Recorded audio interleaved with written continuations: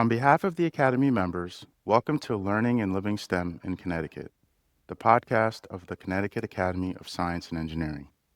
My name is Tana Mudillian. I'm an elected member of the Academy and serve as an officer on its council.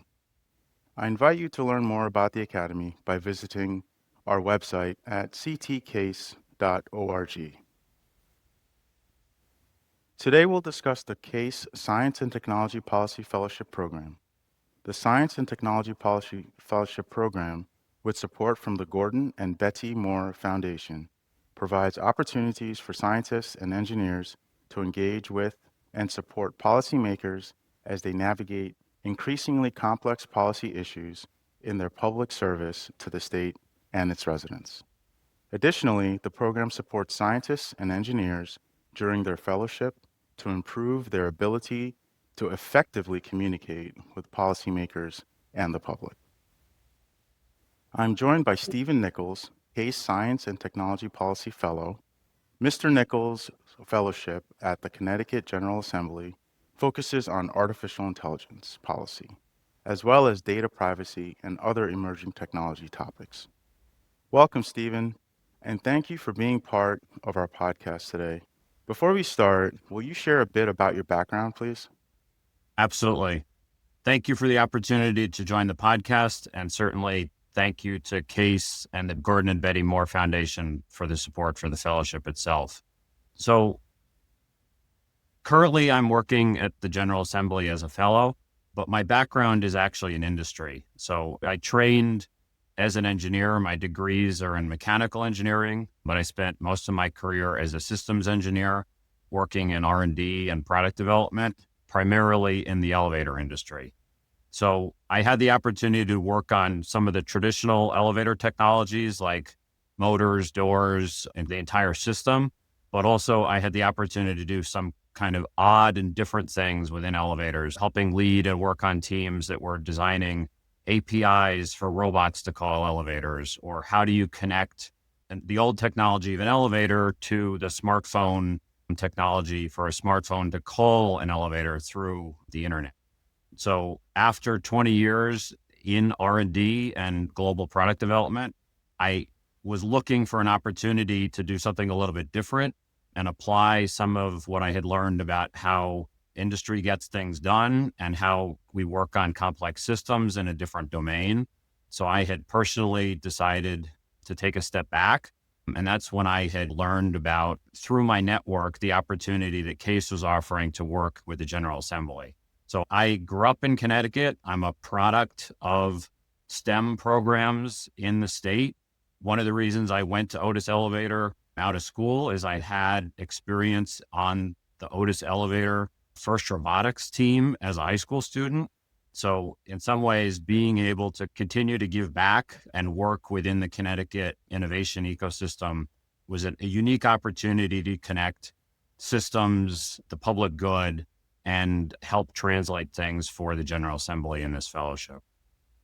Thank you so much, Stephen. That's fantastic. It's nice to see a product of Connecticut get to the successful heights that you have achieved thus far, and plenty more to come, clearly, based off of your current work with the General Assembly. So if you could just give our listeners, what is the Science and Technology Policy Fellowship? Great question. So CASE has sponsored fellowships in the past, which placed technical experts in state agencies like the Department of Environmental Protection on specific technical topics. My fellowship is a little bit different in the sense that the state of Connecticut has recognized that the legislature, our state senators and state representatives, as well as the staff that works at the Capitol, would benefit by having a direct link to scientific and technical expertise. So there's an increasing number of topics. AI, data privacy, and cybersecurity are three for sure, but many others like energy policy, transportation, public health, the list goes on, that benefit by having some of that, I'll call it English to English translation between what the public policy folks are thinking about and legislators are asking questions about and the broader technical community. So The fellowship gives folks a 1-year opportunity to come work and be a nonpartisan technical resource in that community. So it's an opportunity to interact within the government ecosystem and make connections back to folks like case technical experts, the technical boards, and even between industry, academia, and government. Yeah, that's definitely a nice link, especially being nonpartisan. I think that is a very important piece of this whole thing because it allows you to be very broad and to reach out to a lot more people than, say, a lobbyist would be able to potentially. But thank you for that explanation. Are there other fellowship programs within Connecticut or other states? And why is this program needed in our state? Yeah, no, it's a great question. And the short answer is there are other fellowship programs, but they're growing. They're a little bit different to what you were saying earlier. There's different flavors. So, for example, within Connecticut, there's a governor's fellowship program, which places people across all disciplines for short-term assignments within the state agencies and the executive branch. And that is a good feeder program to help place folks that have unique talents to help specific programs. It's broad. It's not just science and engineering or public policy. It's cross-disciplinary. More broadly, nationally, the American Association for the Advancement of Science, AAAS, has been placing science and technology experts and fellows within the federal government for more than 50 years. So there's a mechanism where anyone in the 3 branches of government can raise their hand, say, we need an expert in this topic, and AAAS will help. Often they get university professors on sabbatical to serve as fellows.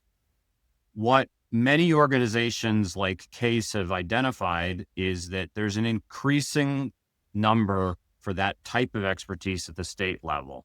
So more and more states have been trying to model that type of program at the state level of government. Some states like California, Missouri, Idaho are further ahead. Other states like Connecticut are just starting their program. So I'm very lucky and humbled to be the inaugural fellow placed in the legislature, but I've also been able to network, and I talk regularly with the inaugural fellow in the Pennsylvania state legislature. And every legislature is a little bit different, and the how to adapt and connect and offer that science and technology evidence-based information is different in each place. There's commonality, but there's also differences. So a lot of the legislators are generalists. A lot of the staff are maybe expert researchers, but they don't have some of the depth in a specific technology topic, or they're not used to potentially collaborating across industry disciplines or across universities and companies the way some of us who've worked as engineers or scientists might be. So it's been an exciting opportunity, and a little bit, I did systems engineering within an industrial setting. This is systems engineering within a different system, if you will. Oh yeah, that's a good. I like that analogy because everything at the end of the day is a system. It's just a matter of how your perspective and how you approach it for the most part. You did speak about the government and the General Assembly. Can you just give us like a recap on what Connecticut's General Assembly is? Since you said there were like nuances around the country, I think most people are familiar, but I'm sure that there's many people that are not so familiar. No, it's great. And as somebody who grew up in Connecticut and I went to Connecticut public schools, and I remember my civics and American history. There's things that I've learned working in the Capitol that I didn't realize. Many of us know the basics. There's 3 equal branches of government. At the state level, the executive branch is the governor's office and the state agencies. There's the judicial branch with the courts. And then there's the legislature, which is the elected representatives, the House of Representatives, and the state senators. And then there's staff that work for them. There's also nonpartisan staff that work with the legislature. So there's the Legislative Commission's office that drafts the bills and works with legislators to put the concepts and ideas into legislative language. There's an Office of Fiscal Analysis, which helps with the budget and the impact on the economy. There's an Office of Legislative Research and many other pieces to help the legislature move throughout its day and throughout the year. One of the things or two of the things that are unique about Connecticut is Connecticut has a part-time legislature. That's not unique among the states. Many of the state legislatures are part-time. Connecticut has a long session in the odd years and a short session in the even years. And a lot of that has to do with the budget. So Connecticut passes a biennium every 2-year budget in the long session odd year, and then they make smaller adjustments in the short session. For example, we're talking in 2026. Next week, the legislature will get called into session on February 4th for a short session, and it's really only 13 weeks to make small adjustments. That part-time nature of the legislature means that our state representatives are in fact part-time legislators. They have jobs outside of the legislature, which gives them a unique perspective on different things, and they're juggling lots of different work-life balance challenges, just like all of us. The other thing that is, I think, relevant to the fellowship and important is that unlike what we hear about at the federal level, the committees within the Connecticut General Assembly are joint between the House and the Senate. So, for example, I'm working a lot on AI policy, which in Connecticut it comes from data privacy regulations, and data privacy comes from consumer protection. So consumer protection, data privacy, and AI all fall within the cognizance of the General Law Committee. General Law has representatives and senators from both parties and staff working together on all of those issues. So there's lots of public hearings and public discourse on that, but there's also a lot of behind closed doors and research and different collaborations between a variety of different people on any topic. Okay. That's a very good synopsis of CT. You in your description, you mentioned nonpartisan staff. So, you are considered nonpartisan, but you're part of a fellowship. So what makes them nonpartisan, just so people don't conflate what you're doing and how you got into the government as opposed to how they are appointed there? Yeah, it's a great question. And there's various different constituencies. To use the system analogy, it helps to look at the whole system. The elected officials are often associated with one of the two major parties, and they have partisan staff associated within them. So if you go into the legislative office building in Hartford, it's actually divided with the majority caucuses on one side of the building and the minority caucuses on the other. And so the House majority, House minority, Senate majority, Senate minority. And then on the fifth floor, there's the nonpartisan support staff, the Office of Legislative Management, the researchers, the fiscal analysis. So whenever a legislator proposes a bill, that bill is published online. So if you go to the Connecticut General Assembly's website, you can see all of the legislative text.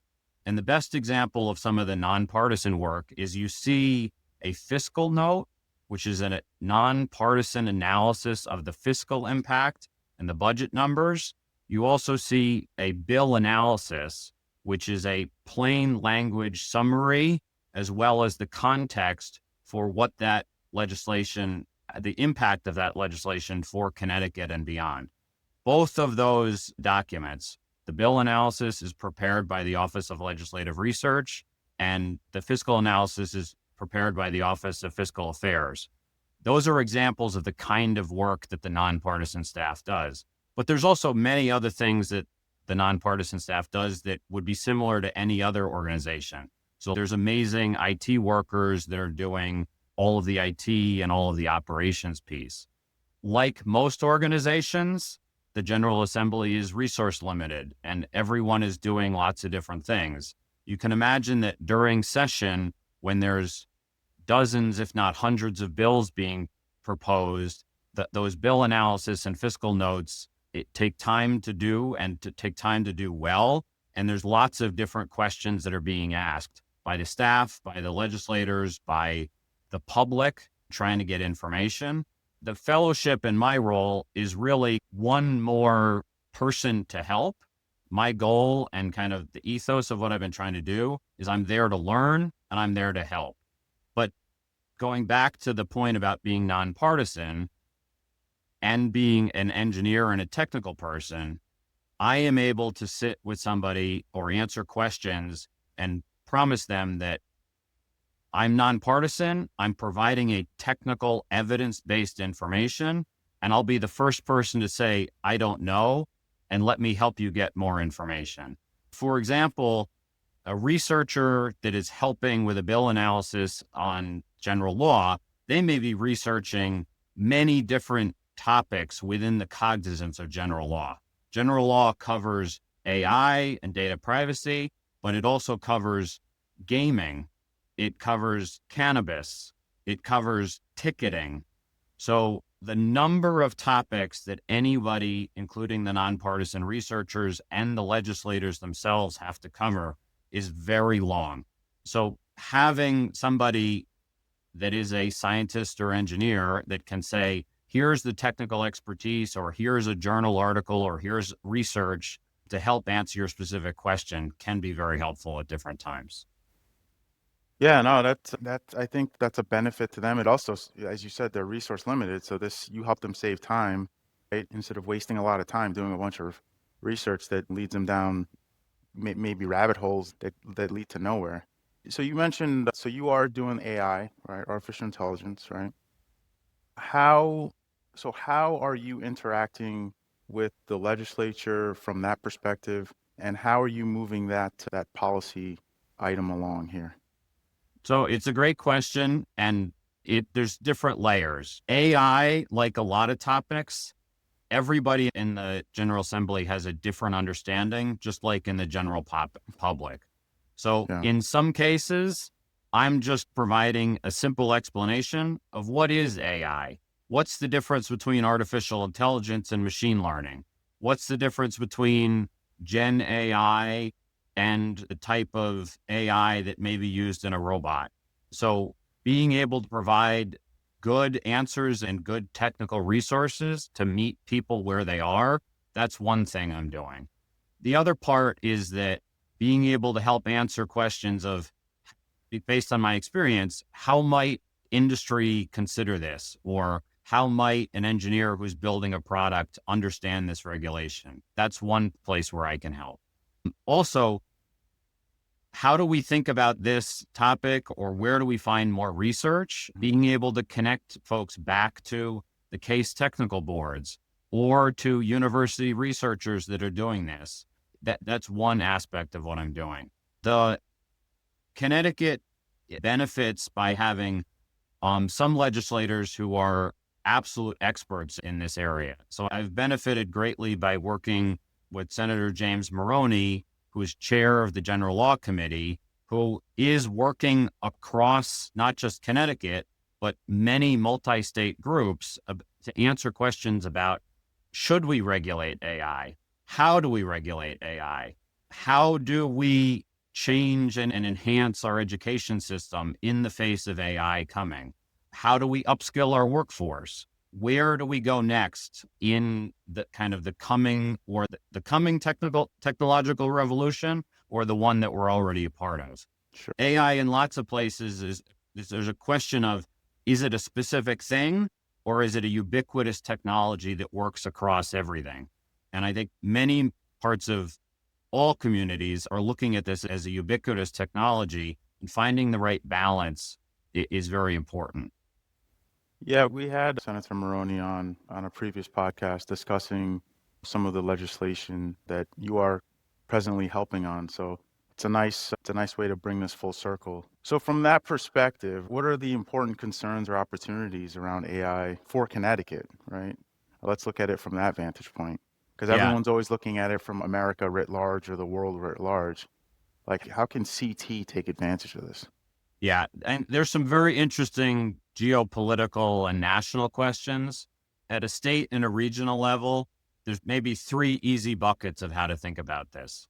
There's a protect piece of at what level and what right balance should there be guardrails to protect people and protect folks against potential harms and risks created by AI or created by the application of AI. But there's also how do we promote and empower people to use AI, to upskill, to understand this? And beyond that, how does that help spur economic activity? How does it create inclusive growth? And how does it help the people of Connecticut? We know from other technological revolutions that often when new technologies like computing and the internet, for example, come on, that it may exacerbate some of the haves and have-nots. We still have a digital divide in the country and in some of our communities in Connecticut. As AI comes along, how do we introduce it and upskill folks in a way that we're working to potentially close the digital divide? How do we make sure that it's not just large companies that benefit, but it's also small and medium-sized companies? How do we make sure that people, no matter where they are in the education system, they're getting benefits and that they have access to learn things? So one specific example is there's now a Connecticut AI Academy that is free and open to everyone. Programs like that come specifically from the public discourse about how to empower and promote this in the state. Oh, interesting. So what is it? It's literally like a boot camp or something for AI, or because that's So first I'm hearing about it. yeah, so through Charter Oak State College, Okay. if you do a search for Connecticut AI Academy, any resident of Connecticut can sign up, and there's kind of basic information that is really AI for all. AI, and as we talked about, there's lots of different layers, folks that we need that need AI education. We certainly need a highly technical, skilled workforce that's going to help build frontier models and help apply AI systems within the industries that we have in Connecticut and grow new industries, but also how anybody is applying AI within their day-to-day life or within their job is an aspect of where that Connecticut AI Academy is focused on. But it's a good example of that is a public-private partnership that came out of public policy and government. So the General Assembly proposed it. They worked with the Connecticut Charter Oak, the Connecticut public college system, and some of that content is basically from Google and others to provide the best technical information in a format that makes a lot of sense. That's fantastic because we certainly need to get ahead of it, as you mentioned, the haves and have-nots, right? So it's typically if you don't have a good understanding of this technology, you could potentially get left behind if the momentum continues as we've seen in recent months. So that's a great thing that the state is doing. One thing that I think people around the state have heard about is quantum as well, and there are organizations working on quantum. So how does that play into, or does it play into anything that you're working on with AI? It's a great question. And it comes back to how do we spur on economic growth and how do we build innovation ecosystems within Connecticut? So to back up to the bigger system for a moment, Connecticut has great industries and ecosystems around healthcare and biosciences, around insurance and financial services, around aerospace and defense, around manufacturing and advanced manufacturing. The two that are emerging are quantum and AI, and they are complementary to each other, but they're also different.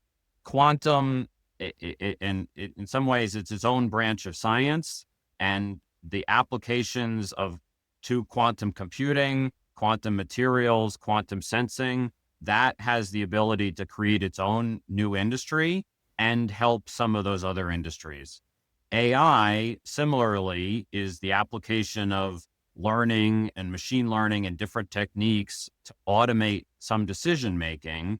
that can have a ubiquitous help across the other industries and help create different things.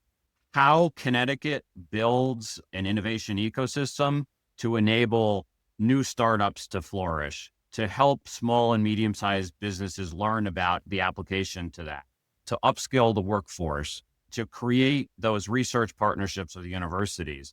Those are two important conversations for AI and for quantum.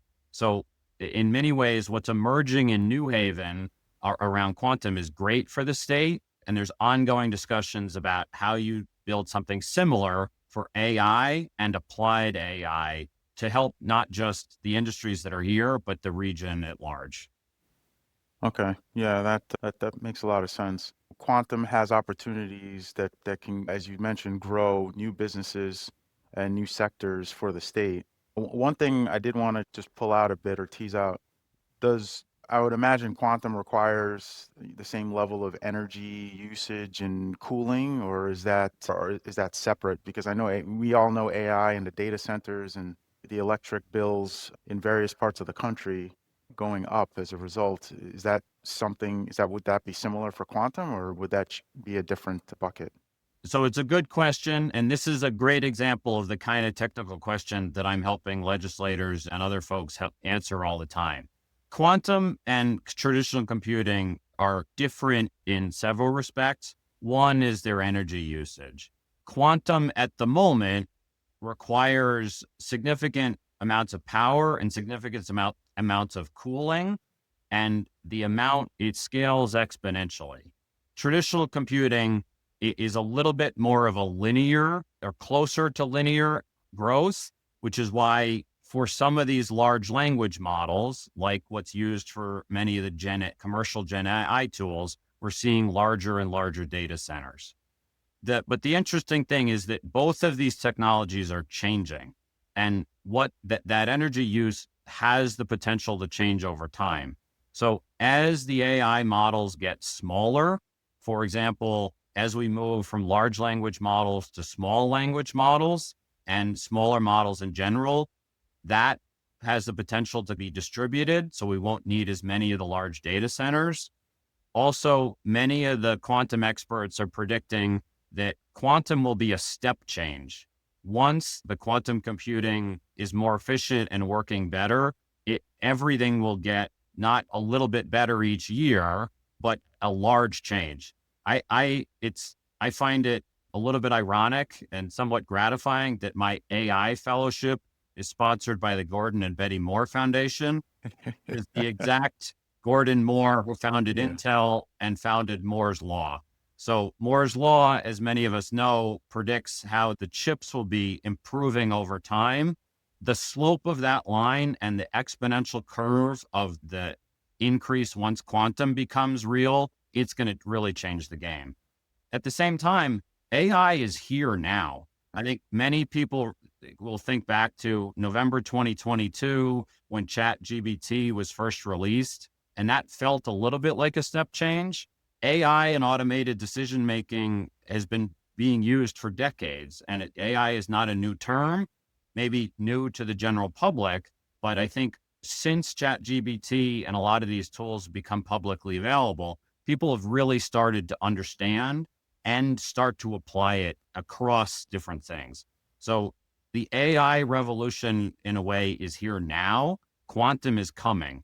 So how we balance innovation investments at a state and bigger level is one question, but also how we prepare the workforce and transform industries.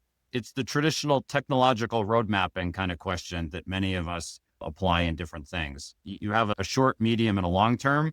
And the Mhm. answer is you have to work on all of it, but find the right balance. Yeah, yeah. So, getting back to your fellowship here, how has the fellowship advanced your career and supported your professional development? Because I think the next person coming in after you might, these are things that could help benefit them and grow this fellowship hopefully into something bigger in the future.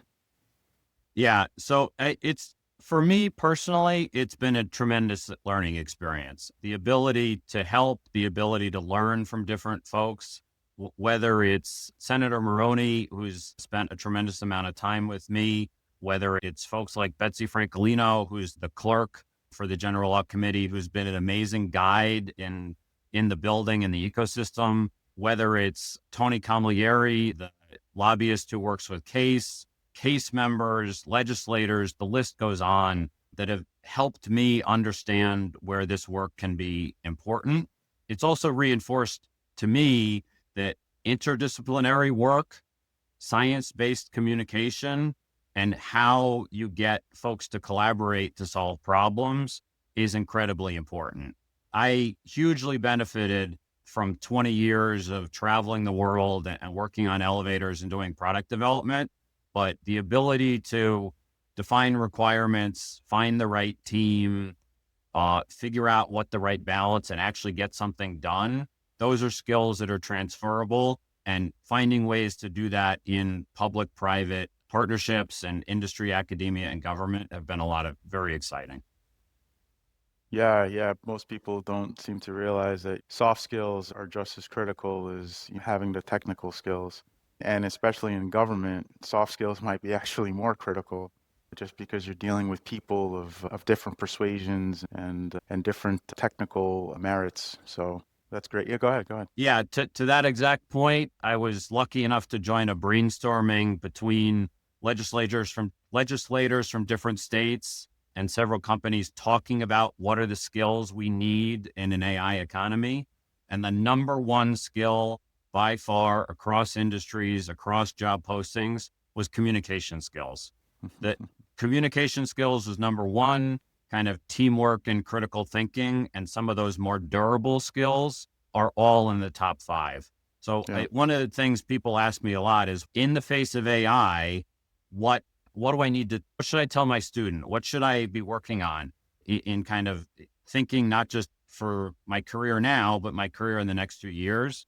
My personal belief is that critical thinking and problem solving, and the research backs this up, it's not just my belief, critical thinking and problem solving, empathy and community building, and communication skills, those are all in many ways uniquely human, and those aren't going away no matter how good the AI gets.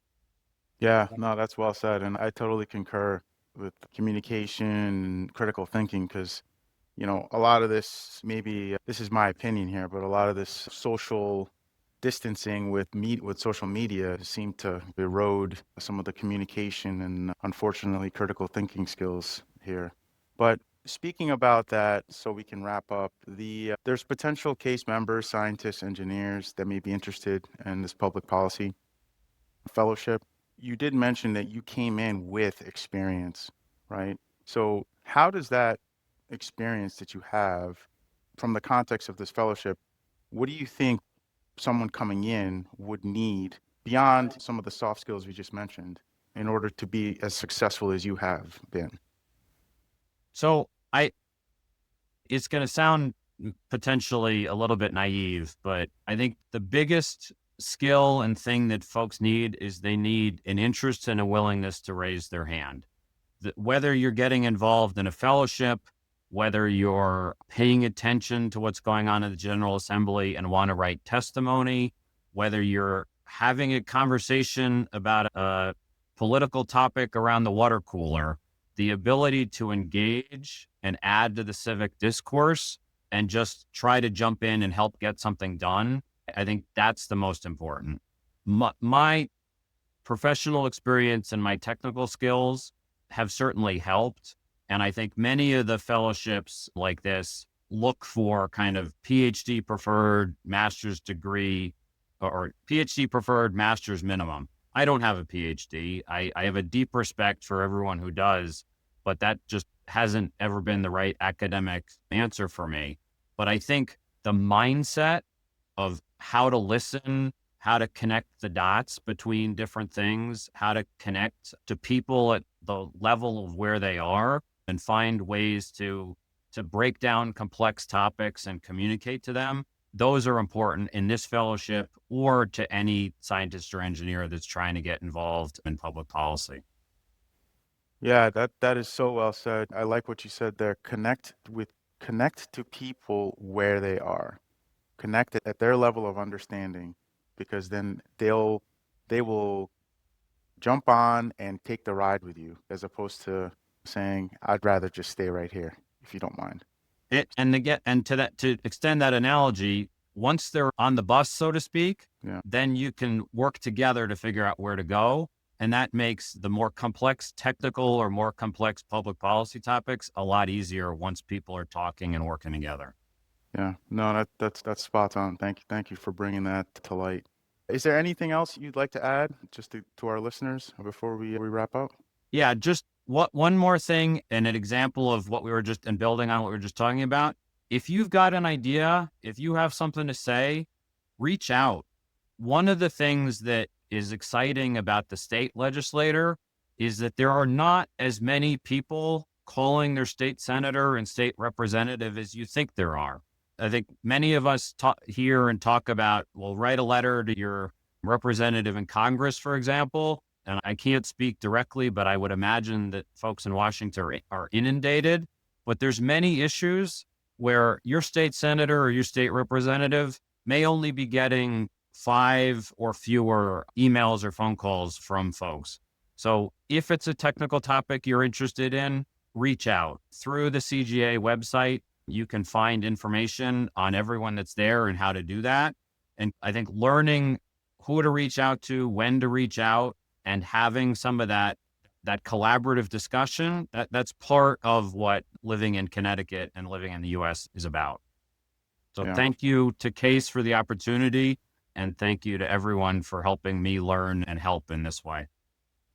Yeah, thank you as well. Like, on behalf of Case, I just want to thank you, Stephen, for taking the time to enlighten us, today.